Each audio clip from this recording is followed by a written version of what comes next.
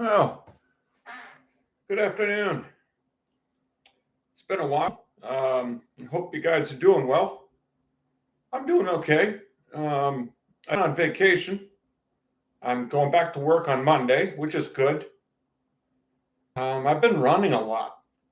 I ran 120 miles in August. In the last 2 weeks, I've ran 89 miles so far. Um, I've been drinking this hydrogen water. I have a hydrogen water maker, and I also have a tab. And my legs feel good, and I feel good. So I think there's something to it.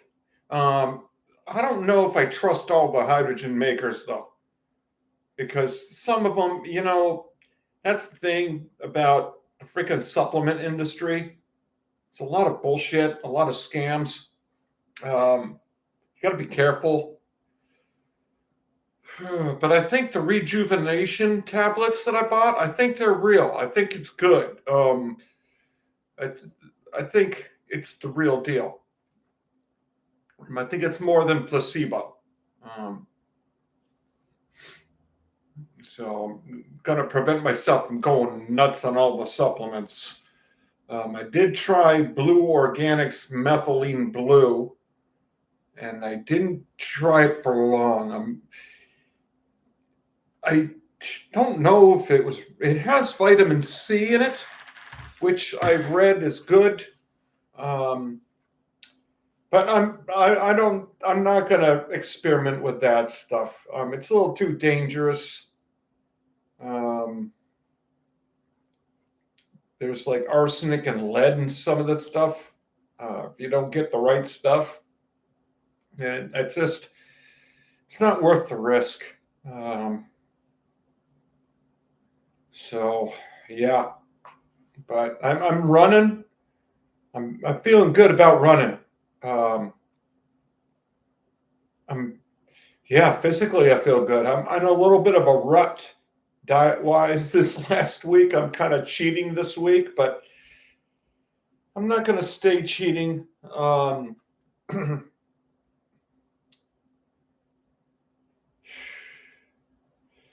yeah, I'm going to find out how much money I'll make on Tuesday from all my vacation. Then I'll have a good snapshot if I want to be an 8-hour employee, how much money I'll make. Then I don't have to risk going off the list. I'm under $12,000 on my vehicle, so I'm pretty psyched about that. I did my taxes this last week. I'm going to get 1,058 back, so I'm pretty psyched about that. That's pretty cool. PayPal finally allowed me to have a savings account as well, because their savings account, it's not a CD, yields 3.8%, and it's not a CD. That's a good percentage rate. And I stopped the Bitcoin. The Bitcoin is just way too freaking up and down.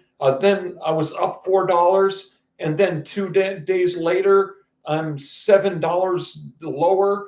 And PayPal's crypto gives a reward of 4%. And it's stable. It's a stable coin that's backed 1-to-1. And I didn't lose any money on the PayPal. So 4%. So I switched all the money from Bitcoin over to the PayPal crypto because 4% is good. I'm pretty much guaranteed to get the 4% rather than look at my Bitcoin shrink by $7. I mean, it's not like I lost everything. But yeah, so I'm done with the Bitcoin stuff. So yeah, I have money in the savings account. So yeah, I'm gonna just put my bills, money in my checking, and then the rest goes into that savings, and that should be some good interest to earn. And I'm gonna do the old put money aside for whenever. For like, I mean, I'm not looking to get another car. I'm looking to pay off the car. Um, I'm gonna then, after my car's paid off, I'm gonna then work on the monster student debt. But I'm gonna put money aside, then pay off the student debt. I'm going to factor in how much interest I'm going to pay per year and make sure that I pay that and more, then put the rest aside and then pay it off all lump sum rather than, I think I'm going to do it that way. And then hopefully, pay it off sooner than later. So, yeah, it's good to have things squared away finally, financially.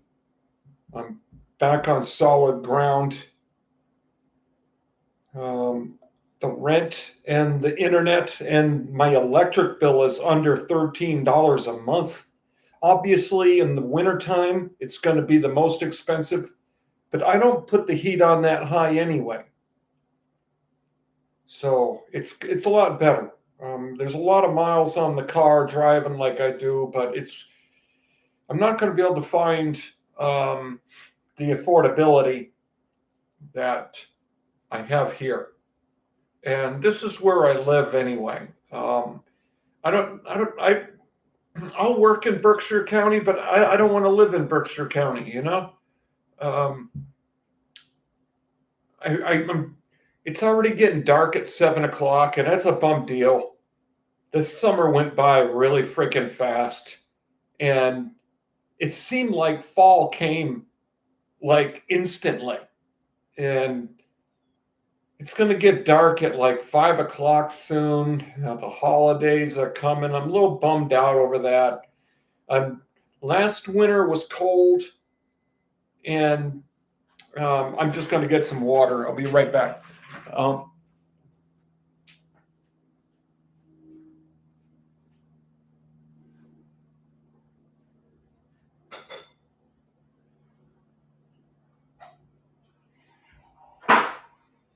Jesus.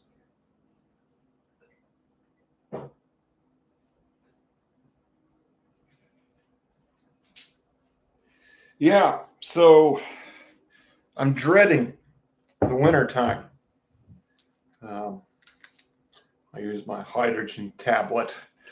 I think the hydrogen tablets work because I've been running every day, and I'm feeling good. As you can see, oh crap! What the frig, man? Oh, okay. God, it's like, what the heck am I doing here? At least I didn't spill it on the keyboard. Yeah, I made the hydrogen water in my professional maker, and then I put the hydrogen these tablets yield 12 ppm. So with the hydrogen ionizer that I got, that guarantees that that's a good dosage of hydrogen. So I don't think it's a placebo. I'm surprised at how good I feel when I'm running every day. I'm running 10 miles, nothing less than 10 miles a day, and I'm feeling good. So I think the hydrogen, I don't know about the other makers though. I see things in the water on my other water maker that makes me think I don't want to really drink that because there's stuff floating around in it after it's weird. So I'm not drinking out of that one. It's kind of crazy. But yeah, been thinking about AI and the robots. It's kind of crazy. They're like talking about robots like, oh, it's going to make your life more convenient. Really, what they're doing is they're trying to solve the work problem. They don't want to pay people. They don't want to deal with benefits and crying people. And so therefore they figure that if they make AI bots in the workforce, they're going to solve the union problems and the people problem. So really, they, don't get so excited because we have all these bots and how cool it's going to be, because really it's pretty crazy the amount of different types of work that they can actually do, and they're only going to get better. So that's the reason why they want these bots. It's literally so they can replace people. And you'd probably be surprised at how many jobs these bots are going to be able to do. So yeah, it's not really an exciting time, to be honest with you. I could even foresee these bots sooner or later being able to even replace the mailman. You know what I mean?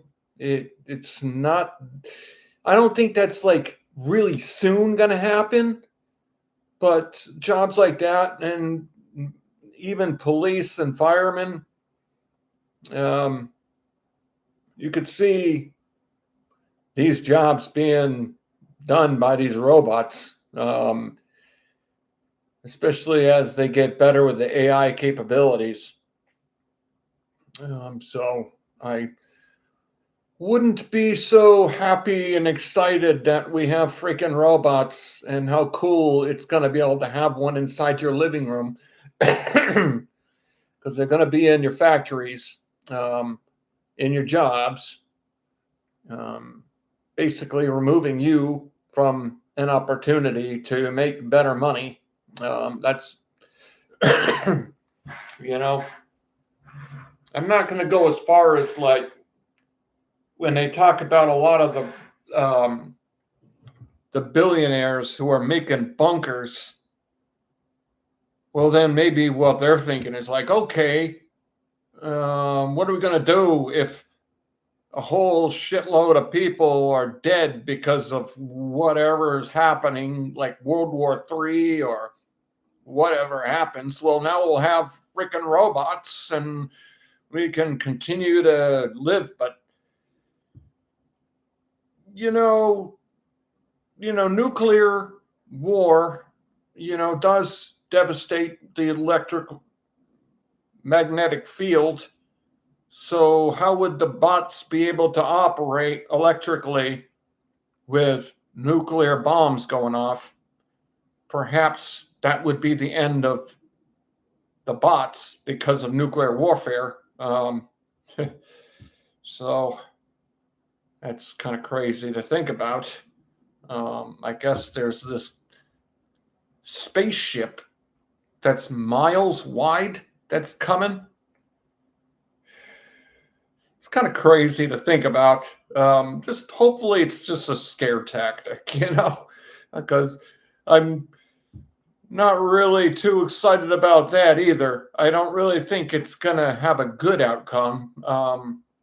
And why the heck would they be coming here anyway? If they can build a ship that's miles long and they can fly it at 36 miles per minute, with how we've kind of destroyed the earth in a lot of ways, I mean, what would we have that they need, right?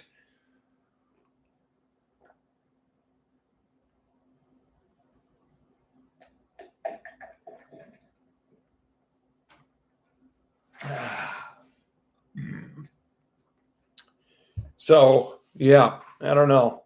It's kind of freaky stuff to think about. It's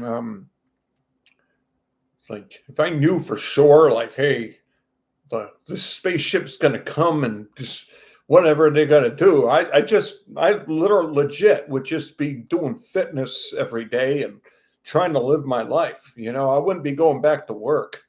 I mean, I wouldn't be going crazy doing bad criminal stuff either. But then that's what you'd have to worry about is your fellow human being. You really wouldn't have to worry about the aliens. You'd have to worry about what the people that you're around are going to do. You know, people, you don't know what they're capable of doing when they're scared for their lives and what they're going to do to you. You know what I mean? So, yeah, that'd be kind of a weird situation. You know, when it comes to friggin' some kind of movie kind of theme, it would be kind of a dark comedy.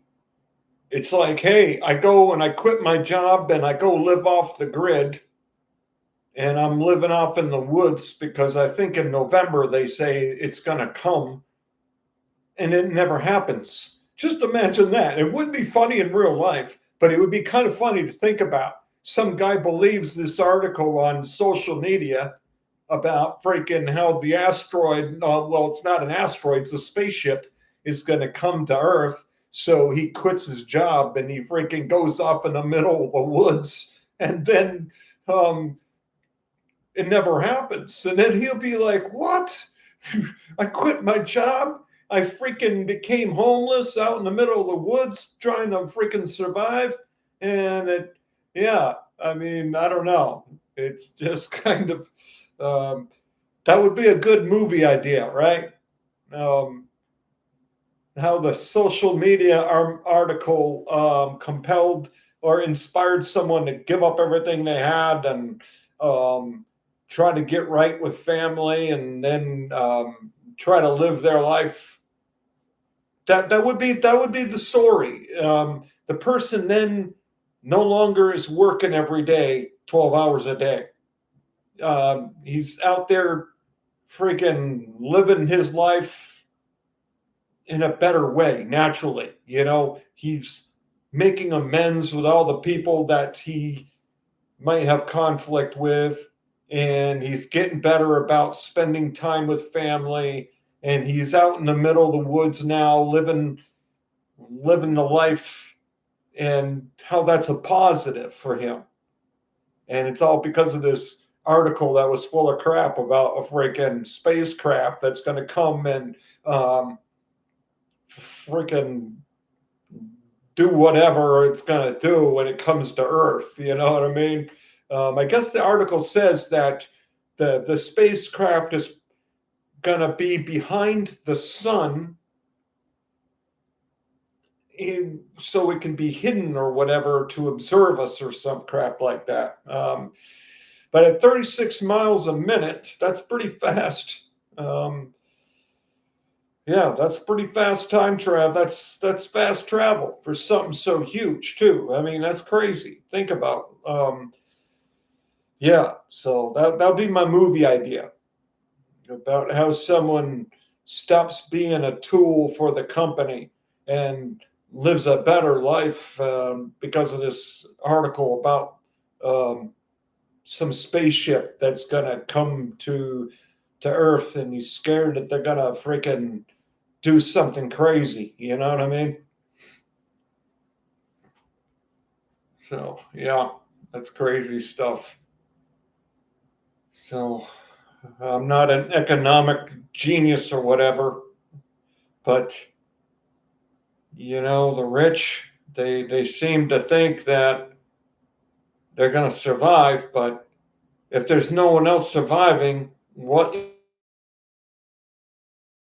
when they don't have anybody else to consume whatever they're freaking creating, then how are they going to be able to maintain wealth? You know what I mean? Without a bunch of people consuming. You know what I mean? It's kind of trying to grasp onto that is something to think about. You need the people to be able to make your economic life better, right? I mean, well, worth what? Yeah, what I'm trying to say is without all the minions buying all and using all your stuff, your money's basically useless, right? So, I mean, what are you going to do? I mean, now it's like,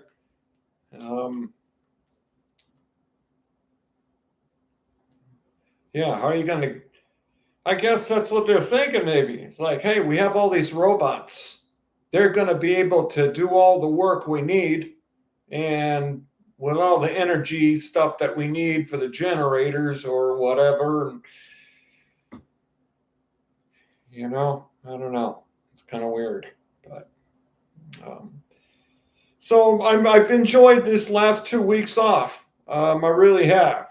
Um, I like going back into running. I keep on saying I'm going to take today off, and then I run again.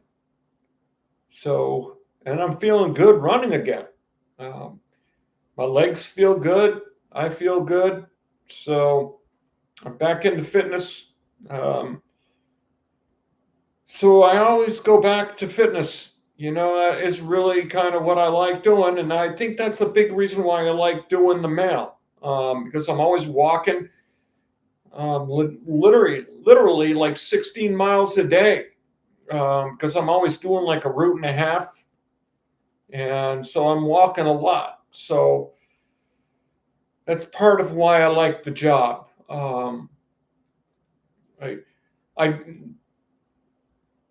back years ago, I got into playing a video game called Quake 4, and I made a mod for it. And I liked experimenting and then starting the game and then seeing what I would do and then seeing it happen in the game, trial and error, trying to have a goal and trying to figure out how to do it. I mean, naturally, when you have the software development kit, they have all the code written for you, so you can kind of shapeshift it. And so I learned a lot that way, reading, and I read Strausup's book on C++. But I wouldn't want to do that work as a vocation, sitting in an office every day. It's not the life I want to live. So I was thinking about that too with Uber. Um, yeah, I definitely made the mistakes using credit. That's for sure. Really, I think I've talked about it before. Like, how long do you expect to have your car for? Like, how many miles do you expect to reasonably get out of your vehicle? So, say, okay, I mean, I have 120,000 so far in my Mitsubishi. So I think I'm going to get 200 at least out of my Mitsubishi. I believe I'll even get more than that. So say we're going to be optimistic. 200,000 miles. So I think what the pay rate was, right, was like, so 0.70.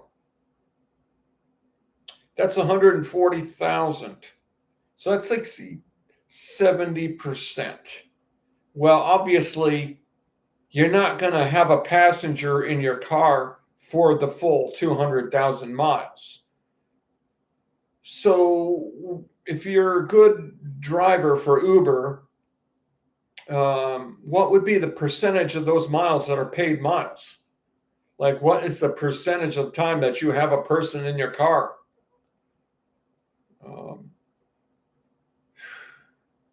Say like 60%. So you're talking out of $140,000. Well, actually, Yeah, it's 0.70 times my brain. 140,000. Um, so like half the time. So you're talking 70 grand. So that would be like the maximum that you can earn would be 70 grand. When you look at it logically like that, right? I wouldn't be wrong. Get a set amount of miles out of the vehicle, multiply it by the rate, and then what would be the average miles per hour? I mean, what was it? What, like 20 cents an hour? But the time, you didn't get paid crap. You know what I mean? It wasn't nothing. If you look at time, I mean, it was like 10 cents or something a minute or whatever. So, I mean, the time, you're not making any money on time anyway. So you can just basically screw off the time. Um, so out of that 70,000, well, then you're guaranteed to have to replace tires at least once out of that, probably. Four. That's, and then of course you have to look at what your miles to the gallon is um, for your gasoline. If you're getting like 25 miles to the gallon, so 25 miles per gallon.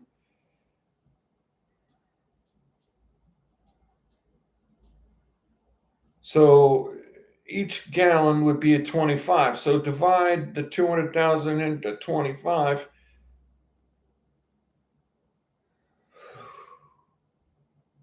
25 miles to the gallon. My brain is fried. So I divide 25 into 200,000. That's 8,000. So that would be 8,000 gallons. And it's like, what, $3 a gallon? 8,000. That would be 24,000 times 3. It's probably more than $3, especially if you're in California. But that's $24,000. You're talking tires, $1,000. I just bought my Toyo tires are good. I spent $1,000, but I got over 80,000 miles on those Toyos. So you're talking at least maintenance. You're talking, if nothing happens, you're talking at least $30,000. Gas maintenance, $30,000. So you with like 40 grand. When I was doing Uber 100% of the time, full time, I put 80,000 miles on my vehicle in 1 year, that Ford Fusion. So that was working every single day from like 5 in the morning till like 10 o'clock at night, without a day off, pretty much. That was doing Amherst during the school year. So you're pretty much not really making any money, really. I mean, that's kind of a, if that, I mean, that's why you'd want to get a car that's used, that's in good condition, that you can have nice, something that's cheap that you can buy that's used.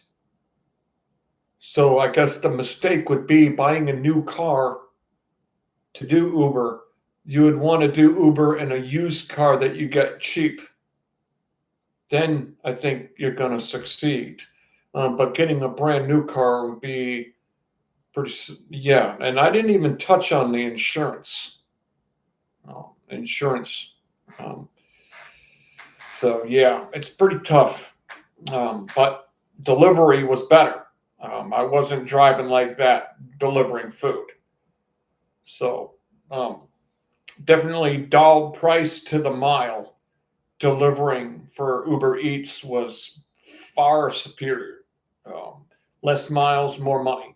Delivery definitely, hands down, was so much better. And that's why I stopped driving people. Yeah, it was just better to deliver. So I don't know. It's expensive, but I like being self-employed. It really is what I liked. So yeah, I liked being self-employed.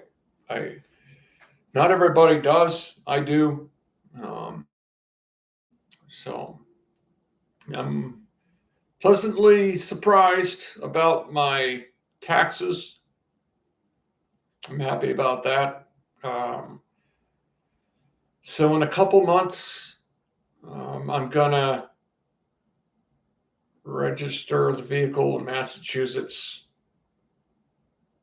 I've saved some money that way because right before I moved over here, I just renewed the registration and I renewed my insurance. So I didn't want to lose that money. So I think I got to Massachusetts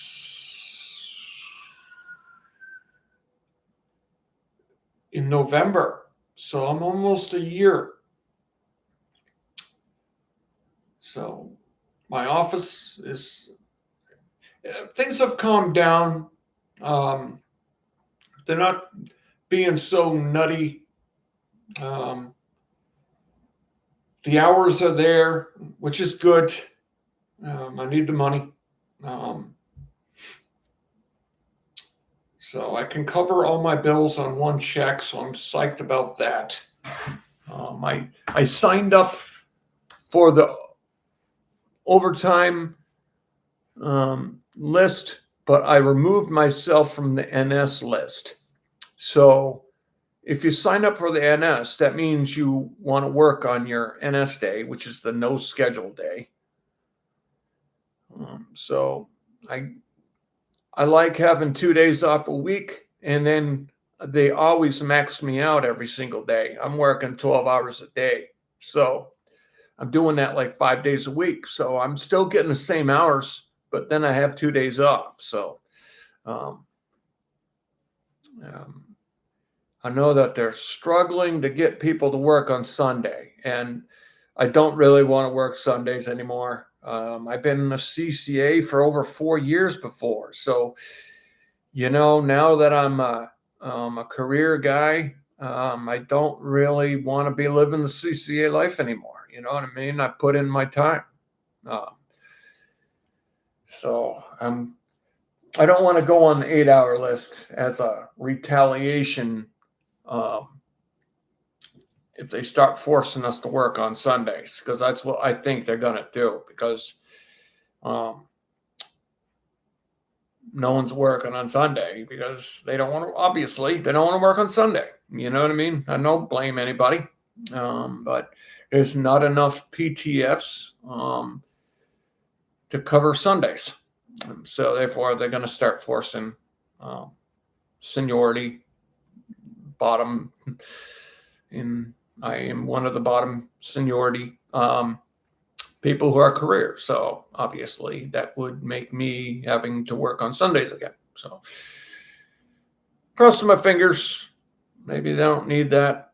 So it's kind of a pain in the ass. But yeah, my office is a good office to work. People getting hired F off the street. They don't have to be CCAs. You know what I mean? That's career right off the street. I mean, that's pretty good. So if anybody who's looking, I forget your name, it'll come to me, that is thinking of applying, definitely apply for a PTF position. Don't apply for the CCA one. If you go on the website, it'll list the jobs that are available to the city, and it'll say CCA with benefits, maybe. I think that might be PTF. I could be wrong. If it says with benefits, that would be a career position, but it should say PTF. So there'll probably be a lot of CCA positions, but definitely choose the PTF one because that's career. You'll get benefits. Definitely worth then. Yeah. I would say do some research on the office, because some offices don't have any overtime at all. The office I'm working, there's too much overtime. So if you're looking for hours, you know what I mean, versus you want to just work full time and you don't want to work 12 hours a day, then look into the office, ask questions, maybe even call the office and talk to somebody and be like, hey, I'm looking to apply, but I hear that some offices have a lot of overtime, some don't. Then you want to kind of do some research first. That would be a smart way to do it, because I think a lot of people quit because they think that they're just going to work 8-hour days. Um, and then they're surprised. And maybe if they did some research, they would have applied at a different location that had less hours to give and would have been happier there than landing in an office that's going to require you to work as late as you possibly can every day, and then having that happen. You know what I mean? So, yeah. One experience in one office isn't the way it is across the whole post office either. One office might be different than another. One supervisor will be different than another. So, yeah. So it's not bad. It's not a bad job. It's,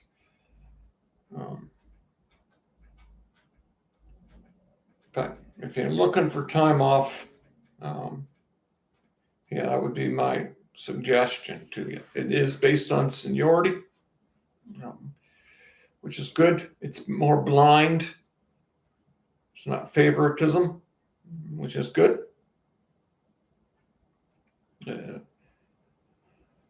So I think that's the way I'm going to take my vacations, just like I did here. I took it all at once. End of August, I'm going to take all my time like I did this time. And I kind of like it that way. It works. But then instead of coming back on a Monday, I'll try to set it where I'm coming back on Tuesday. So then I can skip the hefty day and come back on a lighter day. I think I'm going to do that. So,